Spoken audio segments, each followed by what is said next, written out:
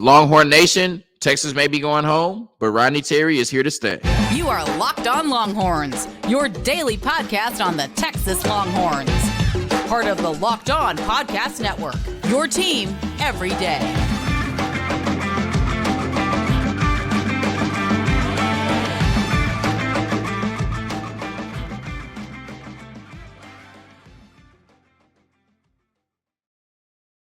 Locked On Longhorns, the show. Jonathan Davis, your host. This episode is brought to you by FanDuel Sportsbook, the official sportsbook of Locked On. Make every moment more. Visit FanDuel.com/Locked On today to get started. On today's episode of Locked On Longhorns, pains me to say it, but Texas will not be advancing to the Final Four. They failed to Miami yesterday in the Elite Eight, 88-81. So recap that game, but some good news. Horns 24/7 is reporting that Rodney Terry will be offered the full-time head coaching job at Texas, and an announcement can come as soon as Tuesday. So really good news on that front. Really good news for the long-term success of this Texas basketball program. And last but not least, 14 straight home games for the Texas baseball team, 14 straight wins, including a weekend sweep of the Texas Tech Red Raiders. We discuss all of that and more on today's episode of Locked On Longhorns, part of the Locked On Podcast Network, your team every day. So what's that saying they have? Don't cry because it's over, smile because it's happened.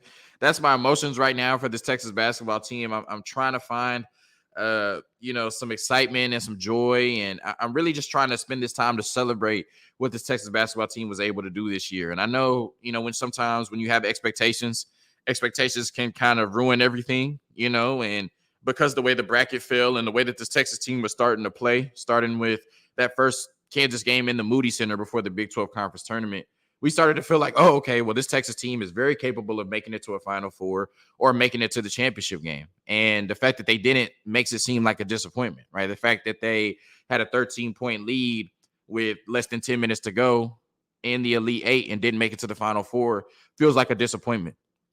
But if you take it back all the way to the summer, this was such a magical ride for this basketball team. Because over the summer, we felt like Chris Beard had built a really good culture at Texas.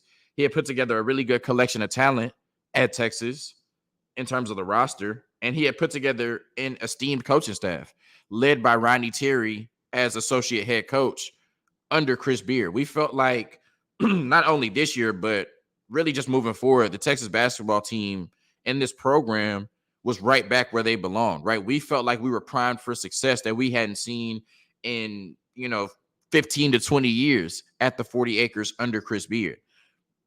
And we thought this team would be really good, but we didn't know how good they could be until we saw them beat Gonzaga. And we saw the atmosphere in the Moody Center.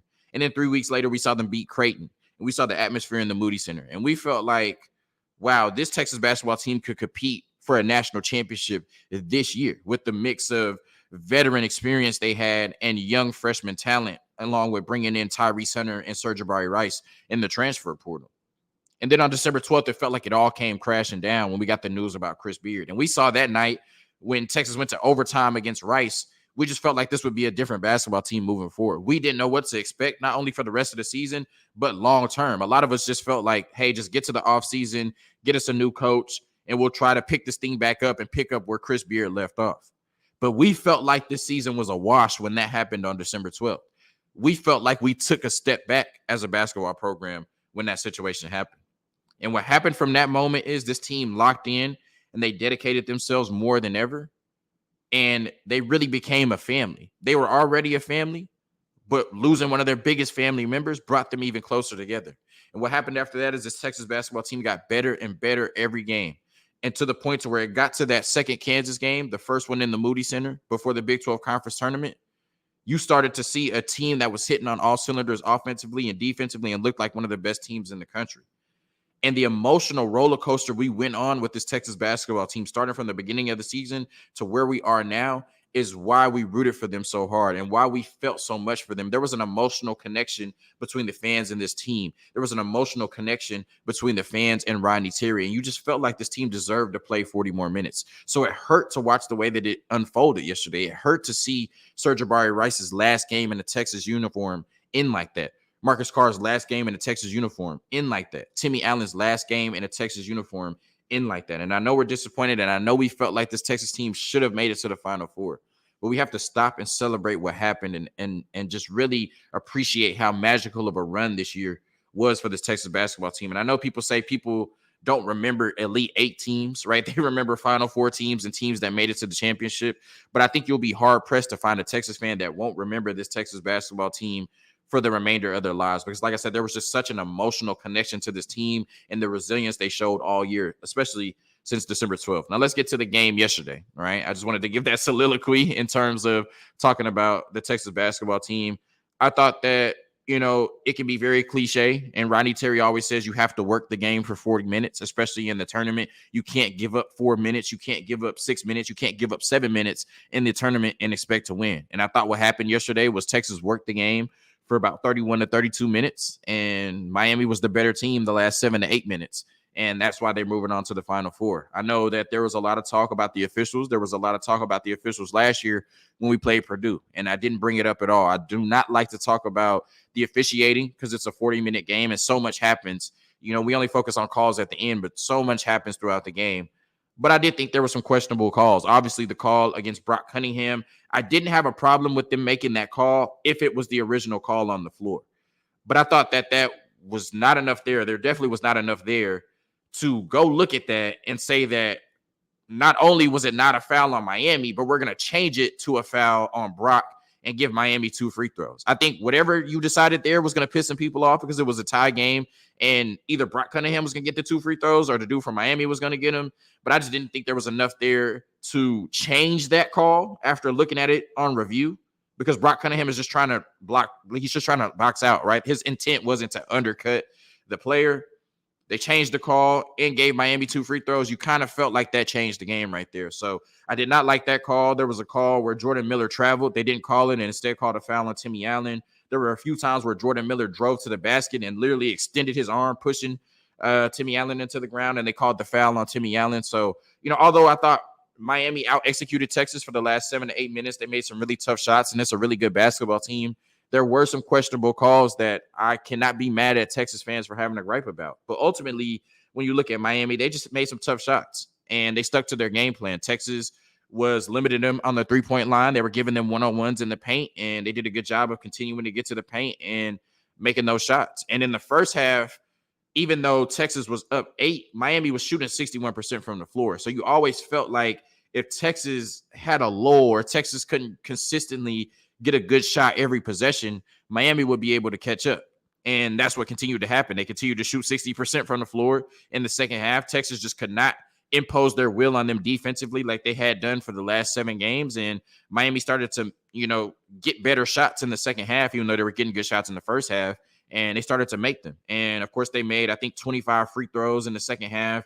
It didn't make a field goal in the last 4 minutes, but it just really didn't matter. I think Texas was in the double bonus with about 10 minutes left. And, Miami just took advantage of that. And this Texas basketball team, Marcus Carr got hurt. I'm sure he wasn't 100%, but, with him being his possible last game, he was going to stay out there no matter what. Timmy Allen had some, really uncharacteristic turnovers at the end of the game. And, it just came crashing down. While Texas was not executing, Miami was executing on all cylinders. And it just got to the point to where you had to play the foul game, and you knew, especially the way that they were making their free throws, that, Miami was going to win the game. So it's a really tough Miami team, a really good basketball team. I did feel like, Texas was up 13 and they should have pulled it out.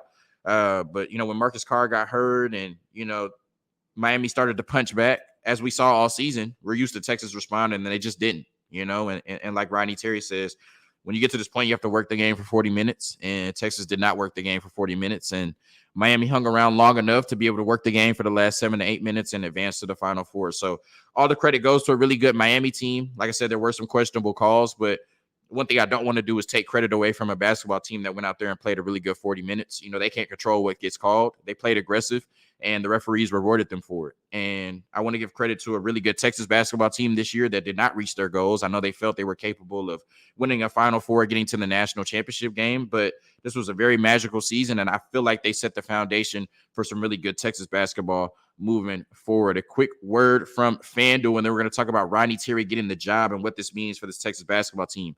The tournament is heating up, and there's no better place to get in on the action than FanDuel, America's #1 sportsbook. That's because right now, FanDuel is giving new customers a no-sweat first bet of up to $1,000. That's up to $1,000 back in bonus bets if your first bet does not win. Just go to fanduel.com/locked-on and sign up today to claim your no sweat first bet. Then you can wager on everything from the money line to point spreads to which team will be cutting down the net, all on an app that's safe, secure, and super easy to use. So don't miss your shot at a no sweat first bet of up to $1,000 when you join FanDuel today. Just go to fanduel.com/locked-on to sign up. Make every moment more with FanDuel. So I'll say it's been so long since Texas got this far in the tournament that I didn't know how I would react if Texas lost in this tournament, right? And now the Final Four is across the street from my house, and I don't even know if I want to watch any of the games. Now, the slate isn't great when you got San Diego State and FAU playing to get to a national championship game. I mean, the slate isn't great regardless, but I'm hurt, man. I don't want to see any basketball right now, especially college basketball with Texas not in it, man. A disappointing loss, but like I said, a great season nonetheless for the Longhorns. And if there were Texas fans that were down, if there were Texas fans that were hurt after the game, they received some really good news. And the news was that Horns 24/7 is reporting that Rodney Terry will be offered the full-time head coaching job for the University of Texas. And I started to say really towards the end of the regular season that I thought Rodney Terry did enough to earn this head coaching job. But if you go back to December 12th, I remember doing an episode with Jason Jordan from Sports Illustrated. He was with Sports Illustrated at the time. And we talked about what Rodney Terry would have to do to keep this head coaching job. And we said at that time, Elite Eight, Final Four, not thinking that Rodney Terry would really get to the Elite Eight, but we just felt like that would be the expectations for him for this Texas program, right? Especially with a really talented basketball team that at that point had already beaten Gonzaga and Creighton. He had to pick that team up, pick up the pieces, and lead them to the same expectations that people had under Chris Beard, right? And as I said, when Rodney Terry was given lemons this year, he made Chick-fil-A lemonade. None of us could have expected that we would be rooting for Texas to get to the Final Four last night based on what happened on December 12th. And the biggest credit in the world goes to Rodney Terry. And I know we want to say, well, give the players credit, give the rest of the coaching staff credit. Of course, that's obvious, right? But coaches are the superstars in college athletics, especially in college basketball. And we never hesitate to give the big coaches credit, like Nate Oates, Eric Musselman, John Calipari, Jay Wright. You know, the names go on and on. I can't name an assistant on their staff, right? And so Rodney Terry has been the head coach of this Texas men's basketball program for the last 3 months. And so he's going to get the bulk of the credit, just like Chris Beard did, like any other head coach does, right? And I think that CDC and Texas, they made the right decision, but I applaud them for making it so timely and making the decision right after the game. Because one, it was the right decision to make, but two, there's no room for uncertainty. There's going to be some really emotional Texas basketball players, and some of them still have some eligibility left. They needed to know right away who their head coach was going to be next year. So now they can make the decision on whether they want to return. Ron Holland and A.J. Johnson have still been committed to this Texas basketball team since December 12th, but they had to make sure that Rodney Terry would be the head coach before they decide if they want to stay committed or not, which I assume that they will. You're going to look into the transfer portal for some pieces to try to fortify this roster. But how can you recruit in the transfer portal without having a full-time head coach? So Rodney Terry earned the job, but I applaud them for doing it in a timely fashion. One, because there was no need to drag this out or have any speculation about who they would interview or when they would offer it to Rodney Terry. And two, it gives you an advantage because now everybody knows that Rodney Terry will be the head coach of this Texas men's basketball program. And Rodney Terry became a superstar, just like Marquise Noel in terms of players. Rodney Terry became a superstar during this tournament. I think that will bode really well for him in terms of recruitment.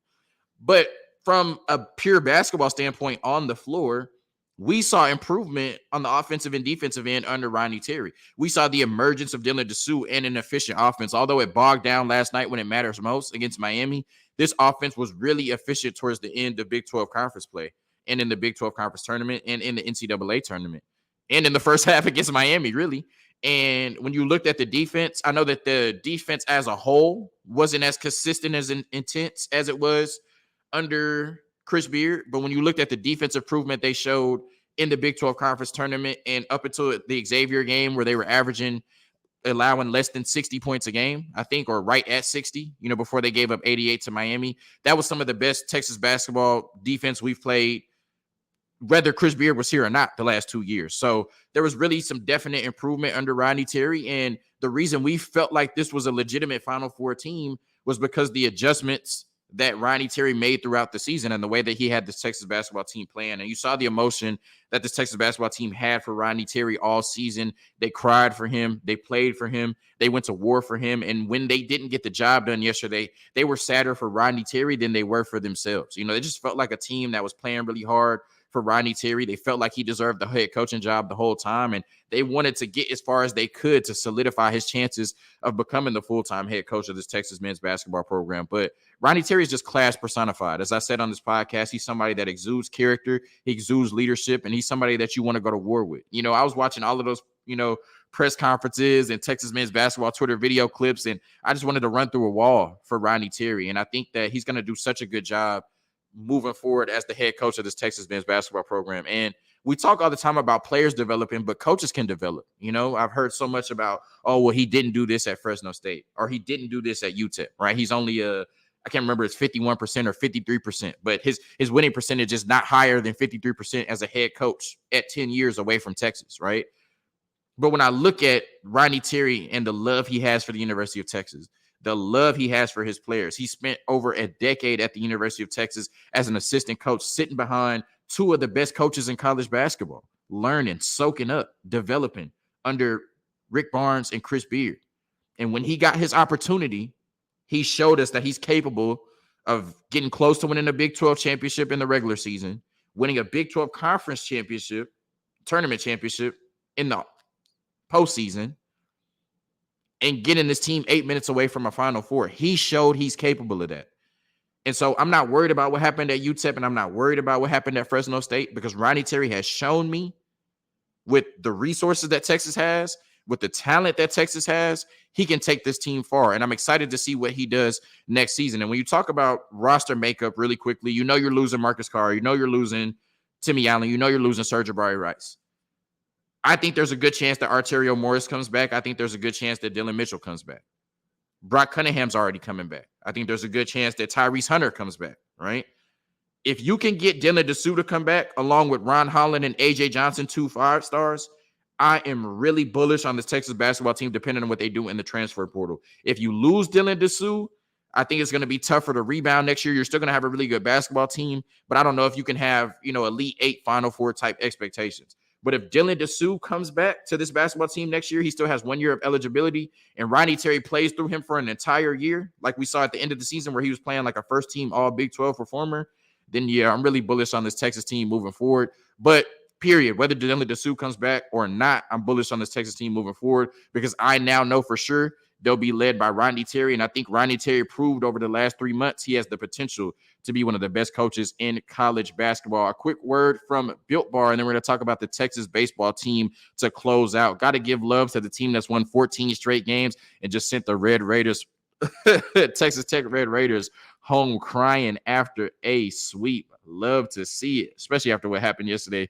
to my beloved Texas basketball team, man. The Built March Madness bracket is here. We know you have a favorite bar or puff, and now's your time to make it count. So go to BuiltSmartMadness.com to vote for your favorites. And when you vote for your favorite bar or puff, you will be entered into a drawing where 50 lucky Locked On listeners will get a free box of Built. Not only that, but one Locked On fan will win a 12-month subscription to Built to have Built's best bars or puffs delivered monthly straight to your door. You got to try Built, the best protein bar ever. Seriously, they're so amazing you won't think that they're good for you. And what makes Built bars and puffs so good? Well, for starters, they are all high in protein, low in sugar, and covered in 100% chocolate. That's right, real chocolate. Run to BuiltMarchMadness.com right now to vote for your favorite bar or puff and pick up a box while you're there. You can vote every day in March, so hop in and support your pick. So really quickly, I just want to talk about this Texas baseball team. I have to talk about this Texas baseball team. We talked about after 11 games this year, they were 4-7. After 11 games last year, they were 11-0. So, it was a very big drop off, and they lost to some really good SEC teams earlier in the season, but we couldn't help but think, wow, this Texas baseball team will not be able to match what they did last year. And that's understandable when you lose, great players like Ivan Melendez, who wins player of the year. You don't expect to come back and have the same season. But, they brought in some really good players through the transfer portal. And, with baseball, it just took them time to gel and get hot. And they made some early, defensive errors that were uncharacteristic of this team. And the bats weren't, really flowing as well as they have over this last 14 game win streak. But, kind of spoiler alert, since they started off 4-7, they have 14 straight games at home. I remember saying that they were playing a lower level of competition before they got to Texas Tech to end the homestand. So I can't remember what I predicted at the beginning. I think maybe 11-3, but you started playing some, lower level competition after the loss to Cal State Fullerton. You played Sam Houston, Mercer, 3 games against Manhattan, 2 games against North Dakota State, 3 games against New Orleans. You played Incarnate Word, and then you played 3 games against Texas Tech. So looking at that schedule, I expected them to go 11-3. I did not expect them to go 14-0. I did not expect them to sweep Texas Tech, who was the number 14 team in the country coming into the weekend. And like I said, this team has just been hitting on all cylinders. I didn't think the pitching was great. They gave up 8 runs yesterday and 5 runs on Saturday, but they found a way to win, walking off in both of those games. But the hitting and the fielding has improved drastically. Then it has proved it drastically from where it was in the beginning of the season, I should say. And that's why this team that was 4-7 is now 18-7 and looking like one of the hottest teams in the country, and definitely looking like a top 25 team in the country, which I don't think they were ranked in the top 25 to start off the season. I actually think they were ranked at number 50, but I don't think there's 49 teams better in the country in college baseball than them right now. So shout out to this Texas baseball team. You have to play who's in front of you. They did that. They won 14 straight games, including a sweep of a really good Texas Tech baseball team. And now on Tuesday night, they have even a bigger game. If you think Texas Tech is a rival, look out, because we play Texas A&M in College Station on Tuesday night. That's going to be a huge game for bragging rights. And Texas A&M fans are ready to talk. Texas fans are ready to talk. But if we make it 15 straight wins, including 4 straight against Texas Tech and Texas A&M, you won't be able to tell me or any Texas baseball fan nothing. Thank you for tuning in to another episode of Locked On Longhorns, part of the Locked On Podcast Network, your team every day. Sad for this Texas basketball team, happy for Rodney Terry, and excited for the Texas baseball team. Hook 'em. Peace.